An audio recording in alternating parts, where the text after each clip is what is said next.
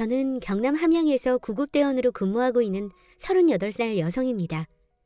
야간 근무하면서 종종 듣곤 했는데 오늘은 시간이 남아서 제 이야기를 보내게 되었어요.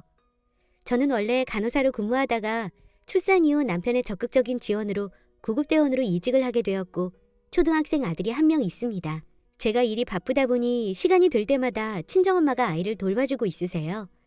아이를 제가 직접 봐줄 수 없다는 게 안타깝기는 하지만 많은 사람들을 구할 수 있다는 사명감 하나로 일을 하고 있습니다. 그러다 얼마 전 저에게 생긴 일이 황당하기도 하고 허망하기도 해서 이렇게 사연을 보내게 되었어요. 저는 개인 병원에서 간호사로 근무하며 남편을 만나게 되었습니다. 당시 남편은 작은 술집을 하나 운영하고 있었고 출근은 하지 않고 가게를 관리하던 사장이었어요. 장사라는 게 원래 2, 3년마다 유행을 따라가며 해야 하는 거라서 말처럼 남편은 수시로 업종을 바꿔가면서 가게를 운영했습니다. 매출이 잘 나와도 못 나와도 불안한 게 사업이다 보니 시댁에서는 안정적인 제 직업을 마음에 들어 하셨고 저희는 곧 결혼을 했습니다. 그리고 20살 후반의 무렵 첫 아이를 낳았고 아이를 낳고 이직을 준비해서 119 구급대원으로 근무를 한 지도 10년이 다 되어가네요. 저희 시댁에서는 처음에 간호사라는 제 직업이 안정적이고 밤늦게까지 일을 안 하니 저녁에 남편 끼니는 안 거르겠다고 하며 좋아하셨는데 구급대원으로 이직을 하고 나니 이것저것 마음에 들지 않아 했습니다. 너 내 남편이 지금 집에서 쉰다고 무시하거나 그러면 안 된다. 남자는 언제건 잘한다, 잘하고 있다, 고맙다 이렇게 말을 해야 힘을 내서 돈도 벌고 가정에도 충실하는 거야. 아휴, 어머님, 저희가 어디 하루 이틀 같이 살았나요? 그런 걱정은 안 하셔도 돼요. 안 그래도 요즘 기운 없어 보여서 어제는 기운 차리라고 그 좋아하는 곰탕도 한 솥 끓여뒀어요. 그래, 곰탕 좋지. 그리고 너 일하는 곳에 남자들이 우글우글하니까 언제든지 행실 조심하고 다녀야 해. 전부 얼마나 가정에 충실한 사람들인지 몰라요. 그런 걱정은 안 하셔도 돼요. 어머님은 그저 아들 며느리 안 다치고 건강하게 행복하게 살게만 바래주시면 됩니다. 네, 이게 또 시어미한테 실실 웃으면서 가르치려 들지? 어른이 말하면 그저 네네 좀 할 수 없니? 아유, 죄송해요. 어머님이 너무 걱정을 많이 하시는 것 같아서요. 제가 구급대원이 되고 오래 지나지 않아 남편은 새로 시작했던 고깃집이 잘 되지 않아 폐업을 결정했고 늘 술로 밤을 지새웠습니다. 그래서 쉬는 날이면 아들과 함께 바람도 쐬러 다니고 남편이 좋아하는 음식도 자주 해주면서 바쁜 와중에도 남편을 챙기기 위해 저는 갖은 노력도 했습니다. 그렇게 저는 제 나름대로 가정에 참 충실한 사람이라고 생각했어요. 명절에 시간이 되지 않아 참석을 할 수 없게 되었을 때는 홀로 일을 하셨을 시모와 동서를 위해 금전적으로 용돈도 드렸고 푹 쉬다 오시라고 마사지샵도 예약을 해드렸거든요. 동서는 매번 시모랑 음식하는 게 많지도 않아서 금방 한다며 저에게 고마운 마음을 전했지만 이런 저의 노력에도 시모는 마음의 문을 닫고는 돈으로 때우려고 한다고 생각을 했었습니다. 그렇게 남편이 일을 안 하고 제가 시댁에서 죄인 같은 시간을 보낸 지도 몇 년이 흘렀습니다. 다른 집 며느리들은 전부 명절 전에 와서 일손도 돕고 하는데 당신은 뭐 하는 사람이야? 돈 좀 번다고 유세야 뭐야? 내가 집에서 놀고 있으니까 우리 집이 아주 만만하지? 여보, 내가 매년 이런 건 아니잖아. 최대한 일정을 조율을 해도 안 맞는 걸 어떻게 해. 그리고 명절에 긴급 출동 많은 거 당신도 잘 알잖아. 이해 좀 해주라. 하, 우리 엄마가 대접받지 못하고 사는 것 같아서 내가 답답해서 그런다. 매번 우리 아들도 장모님 손에서 크고 있잖아. 뭐? 무슨 말을 그렇게 해. 당신이 혼자서 애 못 보겠다고 하니까 우리 엄마가 도와주고 있는 거잖아. 그래도 애는 엄마 손에서 커야지. 당신은 양심의 가책도 없어? 그래서 내가 지금 일이라도 그만둘까? 그럼 우리 뭐 먹고 살 건데? 당신이 나가서 돈 벌어올 거야? 당신 남 밑에서 일 못하잖아. 내 퇴직금 나오면 또 그거 홀랑 쓸 생각하고 있지? 네 돈 더러워서 안 쓴다. 쳤단 게 무슨 애 엄마야? 남편과의 갈등은 제가 30살 중반의 나이가 되면서부터 심해지기 시작했습니다. 매번 남편에게 제 욕을 하는 시모와 그런 시모의 편을 들어 저에게 2차 언어폭력을 하는 남편. 언어폭력도 심하긴 했지만 가장 심한 문제는 남편이 고깃집 장사를 폐업한 이후 새로 시작한 카페조차 적자로 폐업을 했다는 사실입니다. 처음 저와 연애를 할 때만 하더라도 업종을 자주 바꾸기는 했지만 사업은 꽤 잘 되었던 것 같은데 계속되는 폐업으로 남편과의 경제적인 갈등의 골이 깊어지고 있었죠.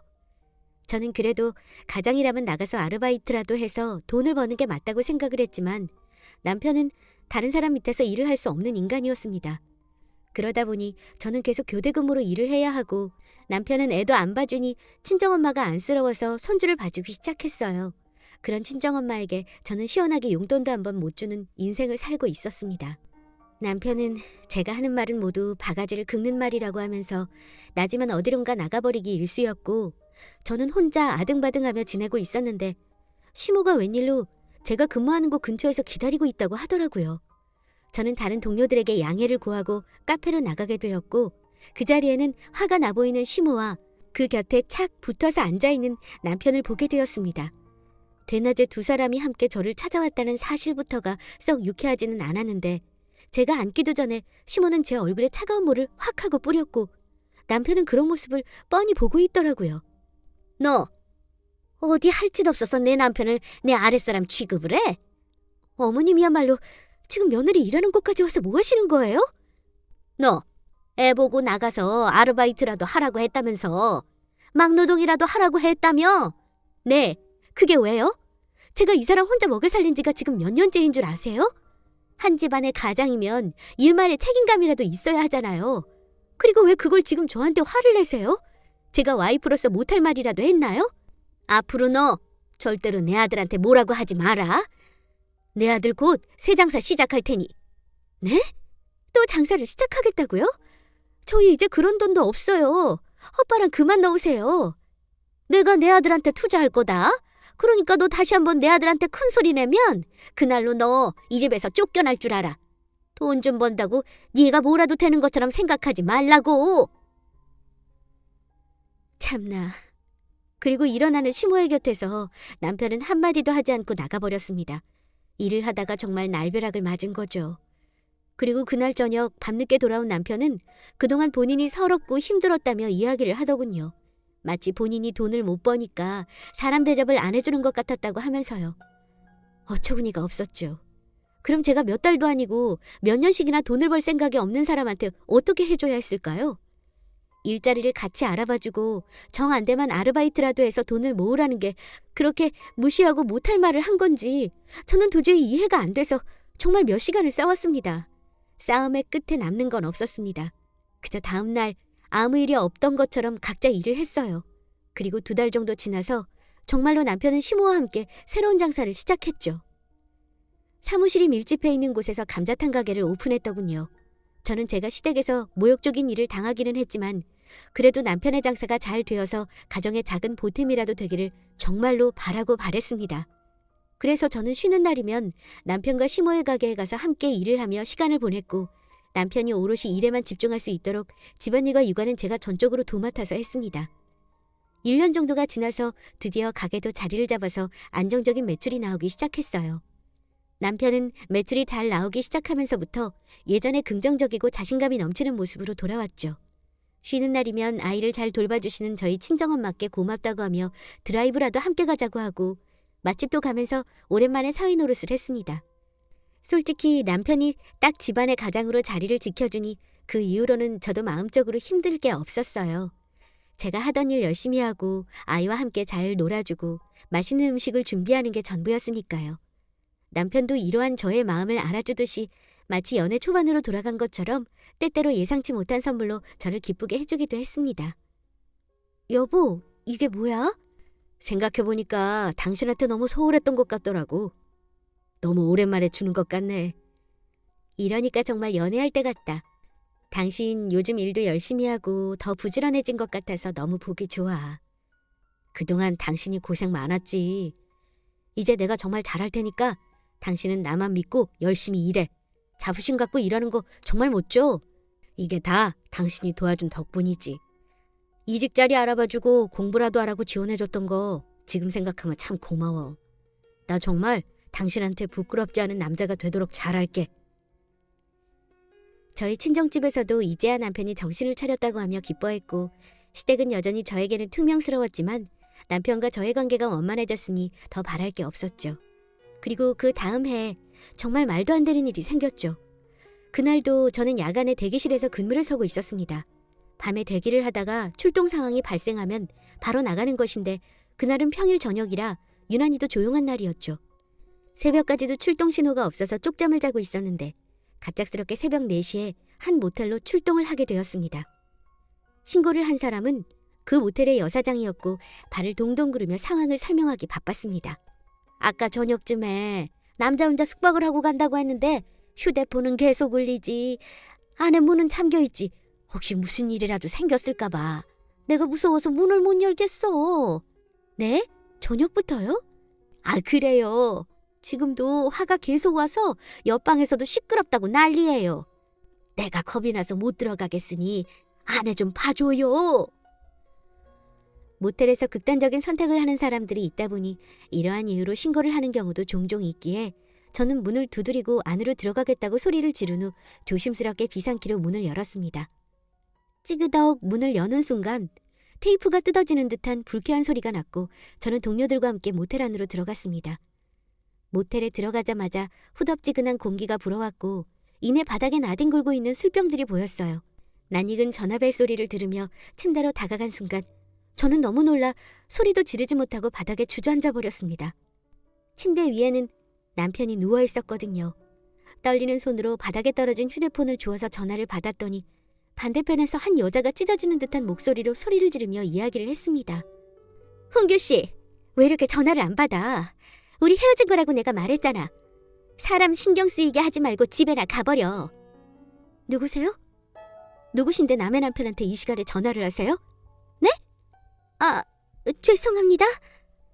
짧은 정적 이후 통화가 끊겼고 다시 전화를 걸어보니 상대방의 전화가 꺼져 있다는 안내음이 나왔습니다.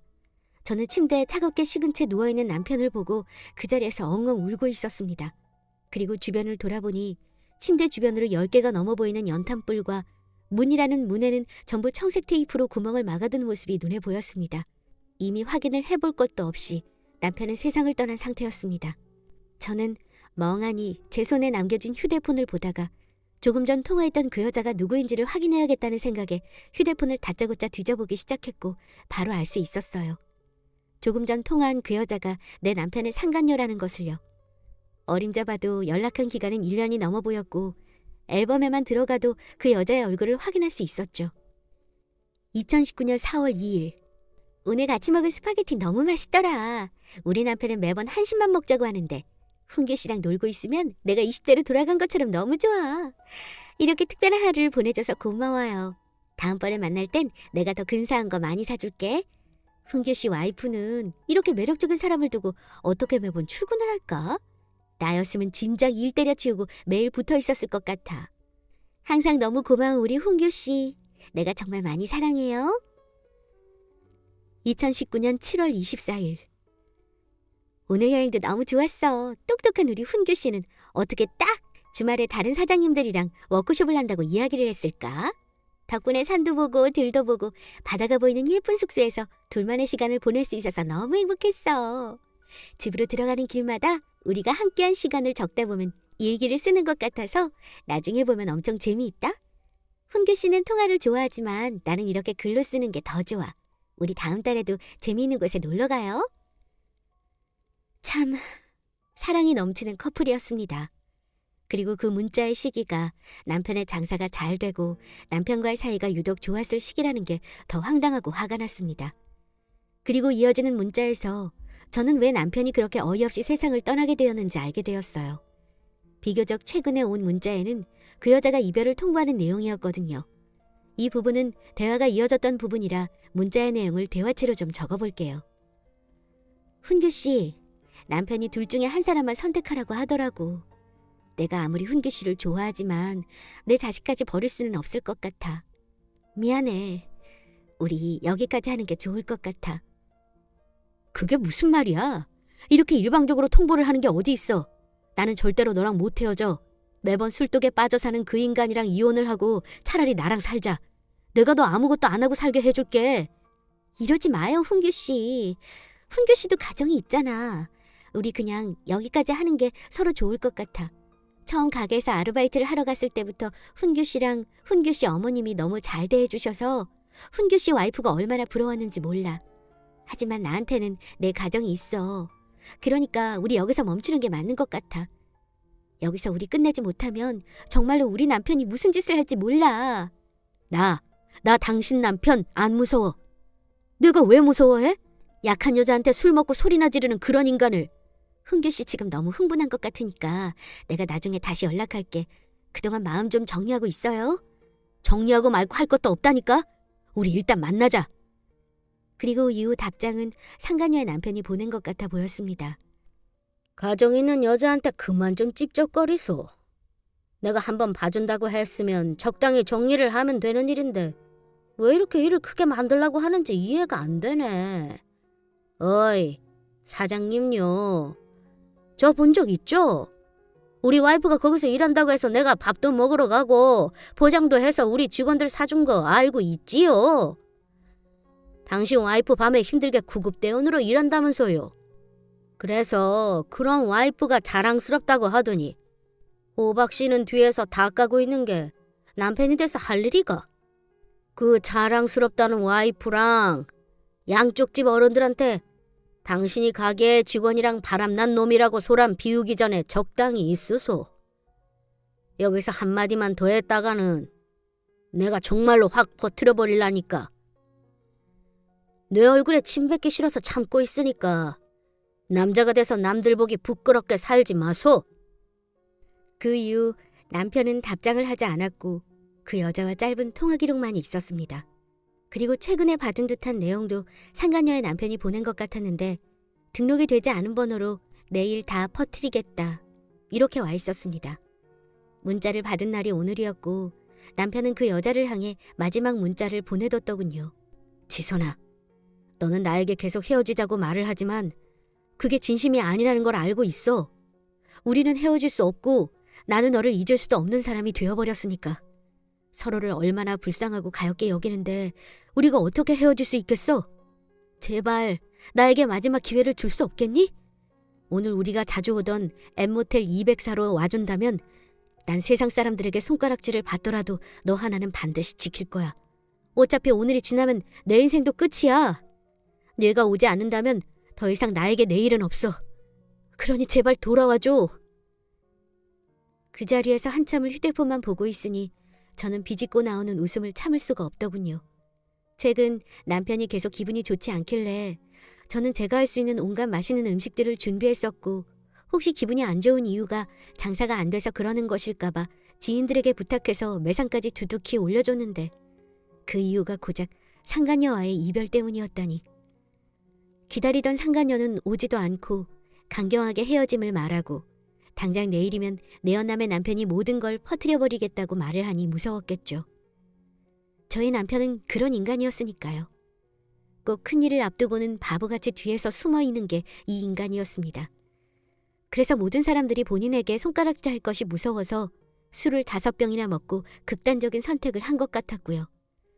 놀란 마음이 가라앉으니 놀랍게도 사람이 차분해지더군요. 저는 배신감에 치를 떨었고 결국 그 인간의 장례를 치러주지 않기로 마음을 먹고 그대로 시댁으로 갔습니다. 내가 새벽부터 여긴 웬일이야? 그렇게 챙기시던 어머님 아들이 지금 모텔에서 극단적인 선택을 했네요. 저는 장례식장에 못 가겠으니 어머님이라도 가셔야죠. 뭐? 그럴 리가. 내 아들이 그럴 리가. 어머님, 우리 남편 직원이랑 바람난 거 알고 계셨어요? 뭐? 그게 정말 바람이었다는 거야? 대충 아셨나 보네요. 그건 중요한 게 아니고 제가 아무리 바보라도 바람난 남편 장례까지 치러줄 만큼 마음이 넓지 못해서요. 뒷일은 부탁드려도 되겠죠? 야! 너 같은 거 만나서 사는데 내 아들이 바람 안 나고 배겨? 그리고 지금 부모한테 아들상 치르라고 말하는 게 어디 정상적인 인간이 할 태도야? 내 아들 어디 있어? 내가 어떻게 알아요? 그리고 너 같은 거 밥벌이 못하는 당신 아들 내가 먹이고 용돈 주면서 데리고 살았어요. 고작 2년 했는 거 가지고 생색낼 생각하지도 마요. 혹시 그건 알아요? 제가 애 키우면서 돈 없어서 새벽에 청소 아르바이트까지 하면서 돈 번 거. 당신 아들은 그 사실을 참 잘 알면서도 내가 새벽에 나갈 때면 꼭 자는 척을 하더라고요. 참나, 내가 무슨 말이라도 하면 남자 기죽인다고. 틀린 말 하나도 없는데 넌 왜 혼자서 난리야? 막말로 네가 매일같이 밤에 돌아다니는데 너는 바람 안 피운다는 보장 있니? 내 아들 외롭게 했으니 걔가 그런 거지. 어디 걔가 그럴 애야? 해본 거란 건 장사밖에 없는 애인데 너도 어디 남자라도 만들어둔 거 아니니? 정말 말이 안 통하시네. 장사밖에 해본 적 없어서 아르바이트하는 사람이랑 바람났다는 말 못 들으셨어요? 그리고 제가 일을 하는 게 왜 이렇게 재운이 되어야 하는지 모르겠네요. 저는 마지막까지도 저에게 호통치는 시모에게 질려서 시댁에도 인연을 끊어버렸습니다. 결혼 이후 정말 단 한 번도 남편이 바람을 폈다는 그 순간에도 제 편을 들어주지 않는 시댁이 지긋지긋했으니까요. 그러고 나서 저는 남편이 운영하던 가게도 폐업을 해버렸습니다. 사업자 명의가 시모랑 공동이라면 일이 조금 복잡해졌을 것 같은데 다행히 남편 단독 명의더라고요. 하루아침에 가게까지 폐업을 해버리고 나니 시모는 저희 집에 찾아와서 가게를 내놓으라며 난리 몇 날 며칠을 난리치는 통에 아주 머리가 다 지끈거렸어요. 그 가게에 들어간 내 돈이 얼만 줄 알아? 당장 돈 내놔. 그거 우리 남편 노후 자금이야. 그게 무슨... 그러는 어머님이야말로 어머님 아드님 밑으로 들어간 제 돈이 얼만 줄이나 아세요? 제가 누차 말씀드렸지만 제발 아들만 챙기지 말고 주변 사람들 좀 챙기세요. 설마 아버님께 말도 안 하고 이렇게 큰 돈을 투자하시지는 않으셨죠? 투자의 책임은 본인한테 있으신 거예요. 네가 내 아들 잡아먹었지? 아버님께는 어머님이 말씀드리는 게 좋겠죠? 이제 앞으로 제발 볼 일 없었으면 좋겠어요. 아참, 그리고 죄송하지만 저는 댁 아드님 제사 지낼 생각 없으니 본인이 아들 좋아하시는 걸로 가득 채워주세요. 며느리가 좋아하는 반찬은 하나도 몰라도 아들이 좋아하는 수식까지 알고 계시잖아요? 우리 남편은 좋겠네. 거기서 맛있는 거 많이 먹어서. 히야! 시모는 제 머리채를 잡으러 달려왔고 저는 그런 시모를 가뿐히 뿌리쳤습니다. 시모는 뭐가 그렇게 억울하고 분한지 너무 하루가 멀다 하고 찾아와서 돈 내놔라, 아들 살려내놔라 난리를 쳤죠. 나중에는 장례식장에 그 상간녀는 오지도 않았다고 제가 오해한 거 아니냐고 하면서 구슬리려고 하는데 저는 그 말이 더 웃겼습니다. 그래서요? 본인도 부끄러운 걸 아니까 안 오는 거지. 상간녀라도 낄자리 정도는 알아야 되지 않겠어요? 그리고 그 여자는 어머님 아들 버렸다니까요? 진작에 버렸는데 어머님 아드님이 못 받아들이고 있었던 거라고요. 그래, 내가 다 미안하니까 이제 그만 그 돈 줘. 나 정말 그 돈 없으면 어떻게 될지 몰라. 그게 저랑 무슨 상관이에요? 이제 제발 그만 좀 오세요. 지긋지긋하니까. 내가 너한테 서운하게 해서 다 미안하다고 하자님. 용서 좀 해주렴. 그 상간녀는 끝내 남편의 장례식에도 오지 않았다고 하면서 시모는 버럭 화를 내더라고요. 그렇게 단호하게 헤어지자고 했고 이미 상간녀의 남편이 바람 사실까지 알고 있는데 당연한 일 아닌가요? 시모를 피해서 다니다 보니 제 생활이 없어서 이사를 가게 되었고 덕분에 출퇴근 시간이 늘어나서 차까지 바꾸게 되었네요. 정말 인간 같지도 않은 인간을 사람으로 만들어 보겠다고 그렇게 생난리를 쳤는데 역시 사람은 고쳐서 쓰는 게 아니라는 말이 맞는 것 같습니다.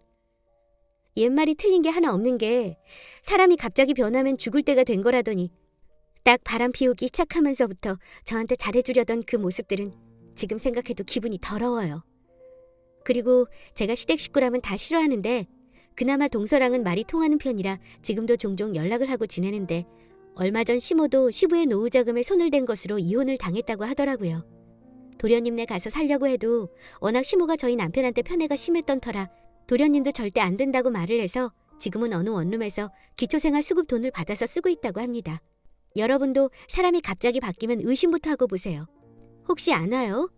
제가 남편이 저한테 잘 대해줄 시기에 바람을 눈치챘으면 일이 이렇게 커지지는 않았을지. 썩 유쾌하지는 않지만 제 이야기 들어주셔서 감사합니다.